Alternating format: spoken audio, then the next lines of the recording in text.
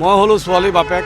মোক কেছটো হ'ল আমাৰ ছোৱালীটো ঢুকালে আমি প্ৰথমত একোৱেই নাজানো, কিন্তু ছোৱালীটো ঢুকোৱাৰ পিছত তেখেতে এটা নাম আৰু নম্বৰ লিখি দি গৈছে। তেখেতৰ নাম হ'ল অলকনাথ না অলকেশ নাথ। সেইটো তেখেতে ঘৰতে লিখি পেলাই তাৰ মাকৰ হাতত দিলে।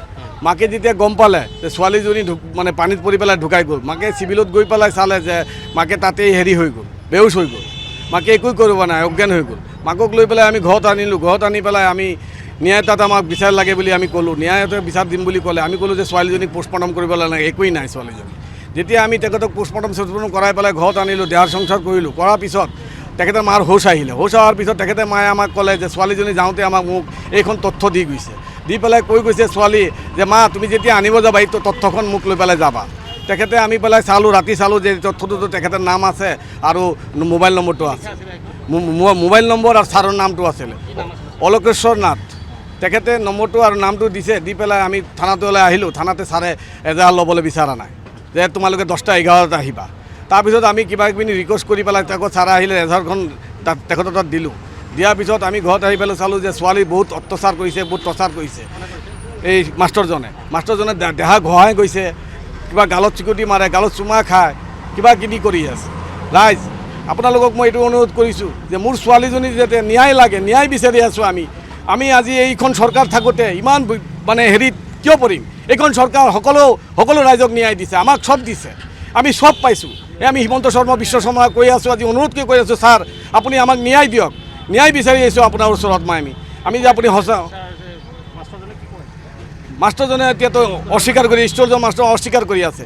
আৰু স্কুলৰ প্ৰিন্সিপালে আমাৰ উল্টা ফচাই আছে যে আমি ছোৱালীজনীক টৰ্চাৰ কৰিছোঁ, ঘৰৰ আমাৰ অৱস্থা ভাল নহয়, আমি তাক একো দিব পৰা নাই। আপুনি আমাৰ গলিত গৈ পেলাই সোমাই চাওক, একে ঘৰে ঘৰে তদন্ত কৰক যে আমি কিবা ছোৱালীক টৰ্চাৰ কৰিছোঁ নেকি, কিবা খাবলৈ দিয়া নাই, কিবা খাতা দিয়া নাই, বহি দিয়া নাই। এতিয়া আমাৰ ঘৰত গৈ চাওক, ছোৱালীৰ একো বহি কমি নাই, একো কলমৰ কমি নাই। ইমান ঠাণ্ডা ছোৱালী, পঢ়াত ইমান ভাল।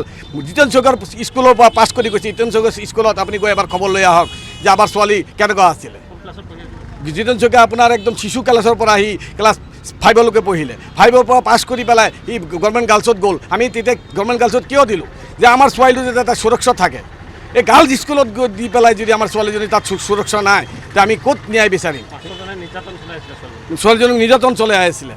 কি মানে আমাক ইমান ছোৱালীজনী লাজত চুদত আমাক একদিন আজিলৈকে কোৱা নাই। তাৰ মাকক খালি এইখন নম্বৰখন লিখি পেলাই দি গৈছে। তাৰ মাকে মোক ভয়ত একো কোৱা নাই যে মই ছোৱালীটোক মাৰিম বা কিবা কৰিম। আজিলৈকে আমি ছোৱালীটোক এটা ফুলৰ টুকুৰা দি পোৱা নাই। সেইকাৰণে ৰাইজক কৈ আছোঁ, ৰাইজ ওলাই আহক, আমাৰ ছোৱালীজনী ন্যায় লাগে, নহ'লে কালি আপোনাৰ ছোৱালী হ'ব। এইখন গাৰ্লছ কলেজত যদি ছোৱালী পঢ়ি পেলাই যদি এইখন সুৰক্ষা নহয়, তো ক'ত হ'ব? গাৰ্লছ স্কুলত যদি পঢ়ি পেলাই যদি সুৰক্ষা নহয়, তো ক'ত হ'ব ছোৱালী? মোৰ নাম ৰাকেশ ঘোষ। মই আপোনাৰ ব্যৱসায় লোৱা হয়, সদায় ব্যৱসায় কৰি আছোঁ। লাগিলে মোৰ কথা আপুনি বৰবজাৰত গৈ পেলাই সুধি আহক যে মই কেনেকুৱা ল'ৰা, ক'ৰবাত দাগী ল'ৰা নেকি, কাৰোবাৰ পইচা মাৰিছোঁ নেকি, কাৰোবাৰ কিবা কৰিছোঁ নেকি, আপুনি লাগিলে তদন্ত কৰিব পাৰে। মই ফল মূলৰ ব্যৱসায় কৰোঁ। মোৰ এইটোৱেই ব্যৱসায়, আজিৰ পৰা নহয়, মই আজি 35 বছৰৰ পৰা এইটো ব্যৱসায় কৰি আছোঁ। লাগিলে আপুনি বজাৰত গৈ তদন্ত কৰিব পাৰে যে ৰাকেশ ঘোষ ল'ৰাটো কেনেকুৱা।